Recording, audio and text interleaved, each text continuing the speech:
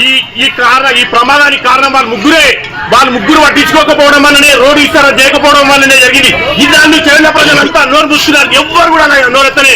ఇప్పుడు చెప్తున్నా, ఈ హత్యకు ముగ్గురు కారణం ఎవరు? భయా పోలో ఏ రోడ్ సైకర్తో కూతురు మహేందర్ రెడ్డి ఏం చేయలే, చేలకు సత్యనారాయణ రెడ్డి ఏం చేయలే, స్థానిక ఎమ్మెల్యే యాదవ్ ఏం చేయలే. వీళ్ళు పట్టించుకుంటే ఈ యాక్సిడెంట్ జరిగేది కాదు. ఈ యాక్సిడెంట్ జరగడానికి కారణం వీళ్ళు ముగ్గురు బాధ్యత వహించాలి. బిడ్డ అఖిల మంచి భవిష్యత్తున్న అమ్మాయి, ఎంబీఏ చేస్తున్నది, లక్షల రూపాయలు పెట్టి వ్యవసాయ కుటుంబం నుంచి వచ్చి మేము చదివిస్తున్నాం. ఈ దానికి వాళ్ళే బాధ్యులు ముగ్గురు. ఈ ప్రమాదానికి కారణం వాళ్ళు ముగ్గురు పట్టించుకోకపోవడం వల్లనే రోడ్డు ఇస్తారా చేయకపోవడం వల్లనే జరిగింది. ఈ దాన్ని చేరిన ప్రజలంతా నోరు చూస్తున్నారు, ఎవ్వరు కూడా నోరెత్తలే. ఇప్పుడు చెప్తున్నా, ఈ హత్యకు ముగ్గురు కారణం ఎవరు? భయా పోలో ఏ రోడ్ సైకర్తో కూతురు మహేందర్ రెడ్డి ఏం చేయలే, చేలకు సత్యనారాయణ రెడ్డి ఏం చేయలే, స్థానిక ఎమ్మెల్యే యాదవ్ ఏం చేయలే. వీళ్ళు పట్టించుకుంటే ఈ యాక్సిడెంట్ జరిగేది కాదు. ఈ యాక్సిడెంట్ జరగడానికి కారణం వీళ్ళు ముగ్గురు బాధ్యత వహించాలి. బిడ్డ అఖిల మంచి భవిష్యత్తున్న అమ్మాయి, ఎంబీఏ చేస్తున్నది, లక్షల రూపాయలు పెట్టి వ్యవసాయ కుటుంబం నుంచి వచ్చి మేము చదివిస్తున్నాం. ఈ దానికి వాళ్ళే బాధ్యులు ముగ్గురు. ఈ ప్రమాదానికి కారణం వాళ్ళు ముగ్గురు పట్టించుకోకపోవడం వల్లనే రోడ్డు ఇస్తారా చేయకపోవడం వల్లనే జరిగింది. ఈ దాన్ని చేరిన ప్రజలంతా నోరు చూస్తున్నారు, ఎవ్వరు కూడా నోరెత్తలే. ఇప్పుడు చెప్తున్నా, ఈ హత్యకు ముగ్గురు కారణం ఎవరు? భయా పోలో ఏ రోడ్ సైకర్తో కూతురు మహేందర్ రెడ్డి ఏం చేయలే, చేలకు సత్యనారాయణ రెడ్డి ఏం చేయలే, స్థానిక ఎమ్మెల్యే యాదవ్ ఏం చేయలే. వీళ్ళు పట్టించుకుంటే ఈ యాక్సిడెంట్ జరిగేది కాదు. ఈ యాక్సిడెంట్ జరగడానికి కారణం వీళ్ళు ముగ్గురు బాధ్యత వహించాలి. బిడ్డ అఖిల మంచి భవిష్యత్తున్న అమ్మాయి, ఎంబీఏ చేస్తున్నది, లక్షల రూపాయలు పెట్టి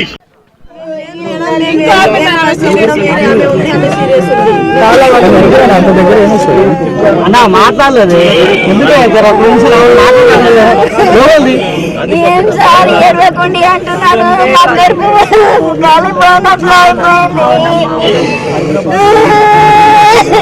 మేము ఎడబోయి లేకపోతే మళ్ళా దొరేస్తారు సార్ మాకు.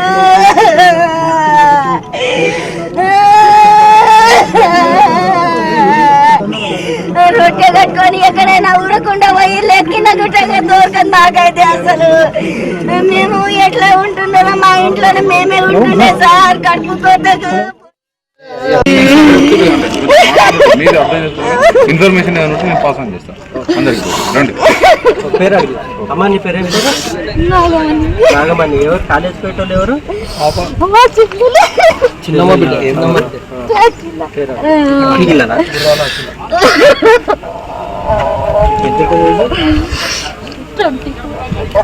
ఏమన్నా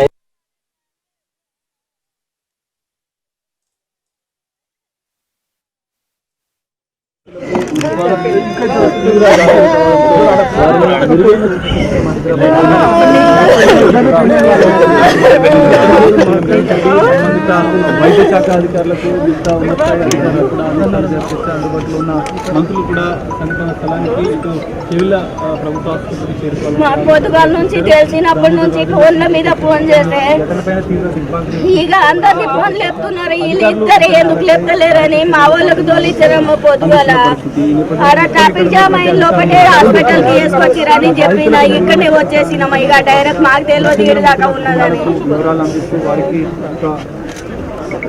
వారికి సమాచారం అందిస్తున్న పరిస్థితి కూడా కనిపిస్తుంది. ఒక్కొక్కరిగా మృతుల కుటుంబాలు కూడా కేవల ప్రభుత్వ ఆసుపత్రి మార్చి వద్దకు చేరుకుంటున్న పరిస్థితి. ఇప్పటికే సెక్రటరియట్లో ఈ ప్రమాదానికి సంబంధించినటువంటి కంట్రోల్ రూమ్ని ఏర్పాటు చేశారు. ఎవరైనా సమాచారం కోసం టోల్ ఫ్రీ నెంబర్లను కూడా ఏర్పాటు చేసిన పరిస్థితి. సో ఇక్కడ ప్రస్తుతం కేవల ప్రభుత్వ ఆసుపత్రి అయితే ఒక్కొక్కరిగా బాధిత కుటుంబ సభ్యులు చేరుకుంటున్నారు. మొత్తం హృదయ విధాతతో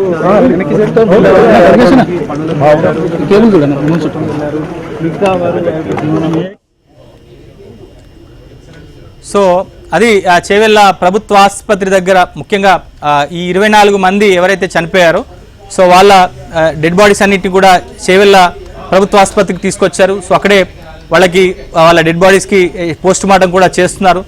సో మృతుల బంధువుల రోదనలతో చేవెళ్ళ ప్రభుత్వ ఆసుపత్రి ఎట్లా ఉందో మనం అర్థం చేసుకోవచ్చు, అక్కడ వాతావరణం ఎట్లా ఉందో చెప్పుకోవచ్చు. సో మృతుల బంధువులు మాట్లాడుతున్నటువంటి మాటలు కనుక చూస్తే హృదయాన్ని కదిలించి వేస్తోంది. సో MBA చదువుతున్నటువంటి తన అన్న బిడ్డ, సో ఉదయమే మంచి భవిష్యత్తు ఉన్నటువంటి బిడ్డ, ఉదయమే తెల్లవారి హైదరాబాద్లో చదువుకుంటున్నటువంటి తన అన్నబిడ్డ తల్లిదండ్రులను కలిసేందుకు పల్లెటూరుకు వచ్చి తల్లిదండ్రులతో 2 రోజులు స్పెండ్ చేసి హైదరాబాద్కి వెళ్తున్నటువంటి సందర్భంగా ఆ మృతి